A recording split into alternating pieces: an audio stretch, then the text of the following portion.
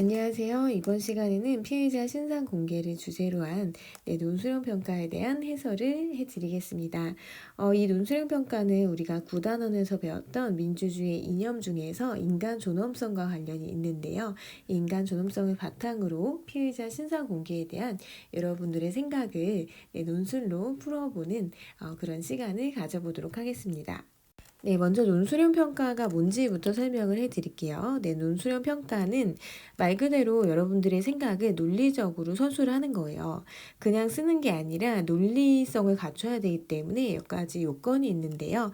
먼저 여러분의 입장을 제시를 해야 되고요. 그리고 자신의 입장에 따른 근거를 제시를 해야 돼요. 그래서 입장과 근거가 좀 연결이 돼야 돼요. 일관성이죠, 이게. 이 논술이 왜 필요하냐 하면 자신의 의사를 글로 명확하게 전달하기 위해서 필요합니다. 우리 서술형 평가와 논술형 평가가 있는데 약간 차이점이 있습니다. 서술형 평가의 경우에는 한 문장으로 작성을 하는 건데요. 논술형 평가는 조금 긴 글로 작성을 하는 거예요. 그리고 서술형 평가는 사실 이게 정답이 좀 정해져 있거든요. 하지만 논술형 평가는 응답의 자유도가 허용이 됩니다. 그러니까 본인의 생각을 쓰는데 그게 논리성만 갖추고 있다면 다 정답으로 인정될 수 있습니다. 우리 논술형 평가의 주제는 피해자 신상 공개, 얼굴 공개와 관련된 내용입니다.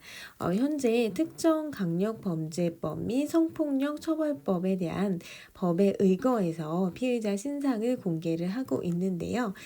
일단 충분한 증거가 있고요. 그리고 국민의 알 권리, 그리고 피해자의 재범 방지 및 범죄 예방 등 공익을 위해서 필요할 때, 그리고 신상 공개의 대상에는 청소년은 해당되지 않습니다.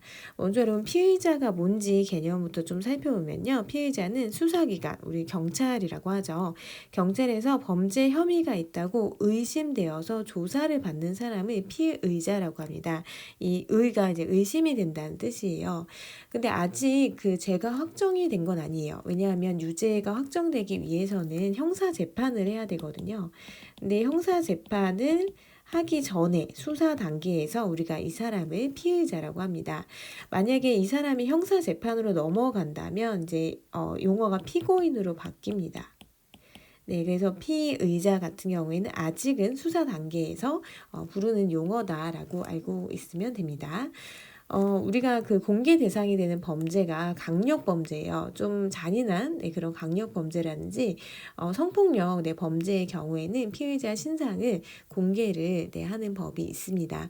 근데 이 법이 좀 더 강화돼서요. 2024년 1월 25일부터는 중대범죄신상공개법으로 이 범죄의 범위가 좀 늘어났어요. 그래서 마약범죄 사범의 경우에도 신상공개의 대상이 되고요.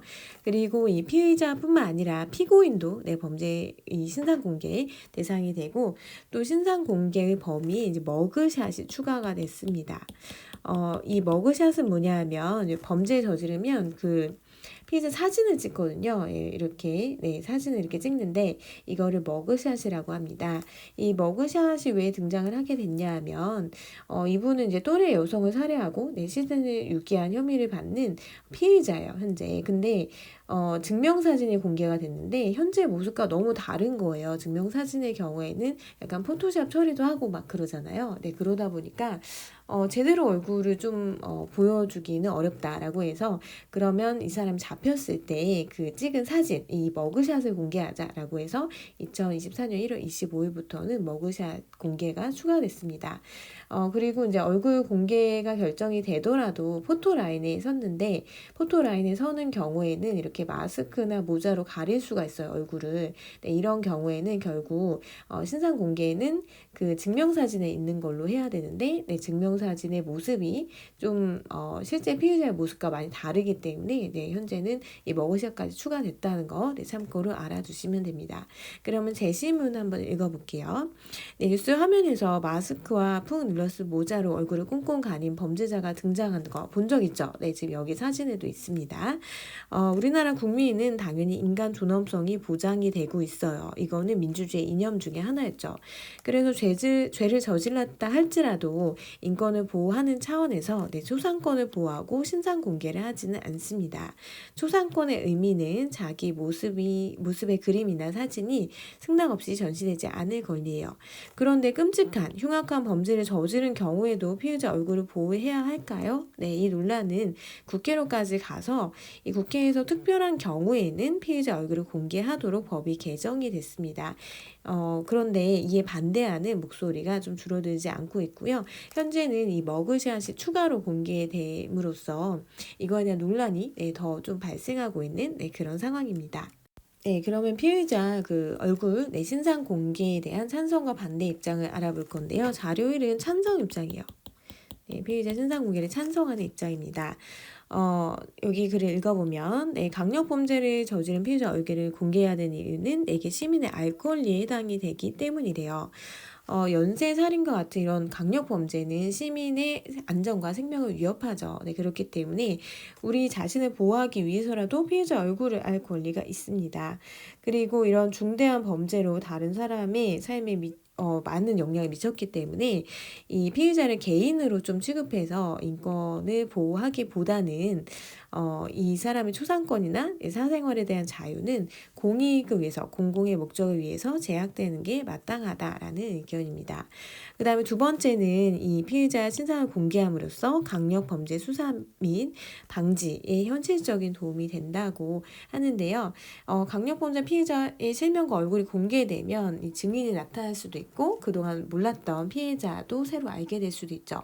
그리고 이 범죄자들의 계획을 포기하게 만들 수도 있어요. 이렇게 내가 흉악한 범죄를 저지르면 내 얼굴이 공개되는구나 이런 거 생각해서 범죄를 미리 예방하는 효과가 있다는 거죠. 네, 그렇기 때문에 국민에게 공개될 필요가 있고 그래서 이제 결국 피해자 인격권 보장과 시민의 알 권리, 범죄 예방이라는 공익적 요청 중에 뭐가 더 크냐? 당연히 이게 더 크다는 거죠.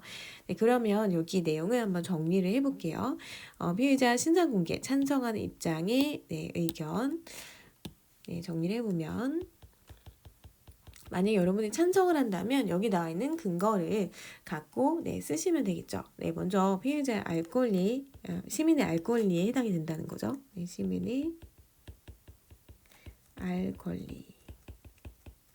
시민의 알 권리를 우리가 충족시킬 수가 있고요. 그리고 두 번째로는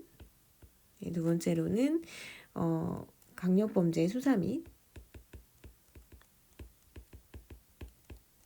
수사에 도움이 된다. 이런 측면이 있죠. 얼굴이 공개됨으로써 우리가 그동안 몰랐던 피해자가 나타날 수도 있고 증인이 나타날 수도 있죠. 세 번째는 범죄 예방 효과가 있다는 겁니다.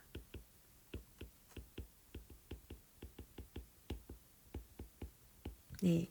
그리고 이 피의자 신상 공개는 아무나 하는 게 아니라 충분한 근거와 또 어떤 범죄 사실을 갖고 하는 거기 때문에 공익적인 목적을 위해서 필요하다 이렇게 주장을 하고 있습니다. 네, 다음은 피의자의 신상 공개에 대한 반대 입장입니다. 이 반대 입장을 읽어보면 이 얼굴이 정말 우리 시민들의 알 권리에 해당이 되냐. 만약에 흉악범죄가 일어나서 그거에 놀래서 범죄 정보를 찾아봤는데 이 사진이 없다고 해서 정보가 부족하다고 할 수 있는지 생각해 봐야 한다는 거죠. 우리는 얼굴이 궁금하긴 하지만 이 사건을 판단하는 데는 얼굴이 중요하진 않다는 거예요. 그리고 피해자가 이미 수사를 받고 있고 즉 잡혀 있고 또 만약에 유죄가 확정이 된다면 오랜 시간 수감이 돼 있을 거 아니에요. 그러면 이 얼굴을 아는 게 과연 도움이 될까라는 의문이 들고요. 그리고 얼굴 공개는 지나친 인권 침해라는 거죠. 이 피해자 인권을 지나치게 침해하고 있다. 즉 인간 존엄성에 반하는 그런 정책이라는 겁니다. 그리고 이 얼굴 공개된 경우에 이 피해자 가족들의 피해도 생각을 해야 되는데요. 실제로 일본에서는 이 얼굴이 공개된 피해자의 가족이 자살하는 경우도 있다고 합니다. 그 정도로 이제 사회의 비난을 많이 받게 되거든요. 그래서 이 얼굴을 공개하는 게 굳이 꼭 필요하냐라는 그런 주장이고요. 그 다음에 두 번째, 우리는 이제 무죄 추정의 원칙이 있습니다. 이 범죄 를 저질렀다고 해도 일단 무죄로 추정이 되고요. 이 범죄 사실에 대한 입증 책임은 이 재판에서 가려야 돼요. 네, 근데 이 유죄 판결도 되기 전에 피해자의 얼굴을 공개한다는 게 조금 문제가 될 수 있는 게 나중에 피해자가 재판에서 무죄 선고를 받는 경우가 있을 수도 있거든요. 네, 이렇게 되면 이미 다 신상이 노출이 되고 얼굴이 공개가 됐는데 이 사람의 피해를 어떻게 보상할 수 있을지 이 부분을 생각해 봐야 된다는 거죠. 그리고 범죄자라는 이유로 마땅한 권리를 박탈한다면 우리 사회 전체의 인권 침해 분위기가 조성될 수도 있다는 겁니다. 즉 피해자 얼굴 공개는 사람들의 호기심만 충족할 뿐이고 이 범죄율이 급감하는 등의 효과는 나타나지 않는다라는 주장이 있습니다. 그래서 이 얼굴 공개는 크게 실효성이 없다라고 보는 입장이죠. 그러면 이 반대 입장도 한번 정리해 볼게요. 네, 반대 입장. 네, 첫 번째는 이게 굉장히 치명적인 낙인 효과가 있다는 거예요. 네, 낙인 효과. 이 사람은 범죄자라고 낙인을 찍어버리는 거죠. 그래서 나중에 혹시 이 행동을 다 살고 사회에 나왔더라도 사회에 적응하기 되게 힘들겠죠. 네, 두 번째는 어떤 사람들의 호기심 충족에 불과하다는 겁니다. 사람들의 호기심을 충족하는 그런 목적 외에는 별다른 효과가 없다는 거죠. 그래서 세 번째는 범죄 예방 효과가 특별히 없다. 네, 범죄 예방 효과가 특히 없다는 거죠. 효과가 뚜렷하지 않음.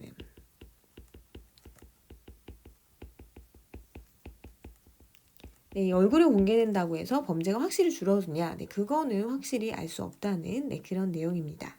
네, 여러분은 이 논술형 평가를 300자 내외로 작성을 해야 돼요. 근데 300자 내외는 이 원고지 양식으로 선생님이 판단을 하는데 여기 300자, 그리고 플러스 마이너스 50자까지 가능합니다. 즉 250자 이상만 작성해도 돼요. 네, 그러면 어떻게 쓰냐 하면 일단 첫 칸을 여러분 띄고 쓰는 거예요. 네, 그리고 이 피의자 신상 공개에 대해서 찬성하는지 반대하는지 자신의 입장을 먼저 밝히면 되고요. 그 다음에 입장에 따른 근거 2가지를 쓰시면 됩니다. 그래서 이렇게 시작하면 돼요. 나는 피의자 얼굴 또는 신상 공개에 찬성한다, 반대한다, 먼저 입장을 밝히세요. 찬성한다 또는 반대한다 하고 이제 이유를 쓰면 돼요. 그 이유는 첫째 하고 여러분들의 생각 쓰시고요. 그 다음에 쭉 쓰고 여기서 끝났어요. 그러면 둘째 하고 이렇게 쓰면 되죠.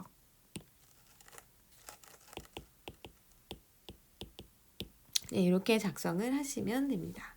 그리고 이제 주의할 점은 원고지 양식에 쓰는 거기 때문에 좀 띄어쓰기 조금 틀리는 건 상관없는데 너무 띄어쓰기가 많이 틀린다. 예를 들어서 다 붙였었어요. 나는 피해의자 신상 공개에 찬성 이렇게 쓰는 경우에는 선생님이 감점할 수밖에 없어요. 띄어쓰기를 너무 신경 하나도 안 쓰고 쓰는 경우 감점 사유가 될 수 있습니다. 그리고 맞춤법이 너무 많이 틀려도 감점 사유가 될 수 있거든요. 기본적인 맞춤법 좀 지켜서 쓸 수 있게 연습을 하면 좋을 것 같습니다. 평가 기준 살펴볼게요. 먼저 내용의 적합성인데 이 피의자 신상 공개 논제와 관련된 내용으로 여러분 쓰시면 2점이고요. 그 다음에 일관성, 이 자기가 신상 공개에 찬성한다고 했으면 그거와 관련된 근거를 써야겠죠. 근데 찬성한다고 했는데 반대하는 주장을 쓴다든지 그러면 안 되겠죠. 이게 5점입니다. 그 다음에 자신의 입장을 정하고 근거 2가지를 썼는지 5점이고요. 그리고 이 근거가 설득력이 있는지 우리 제시문에 나와 있거나 또는 선생님이 써준 그런 내용으로 쓰시면 크게 문제가 되지 않습니다. 그래서 근거 모두 설득력이 있으면 10점을 받게 됩니다. 주어진 분량에 맞춰서 쓰고 눈에 띄는 맞춤법과 그 띄어쓰기 큰 오류가 없으면 3점인데 너무 많이 틀린다 하면은 감점이 좀 있을 수 있습니다.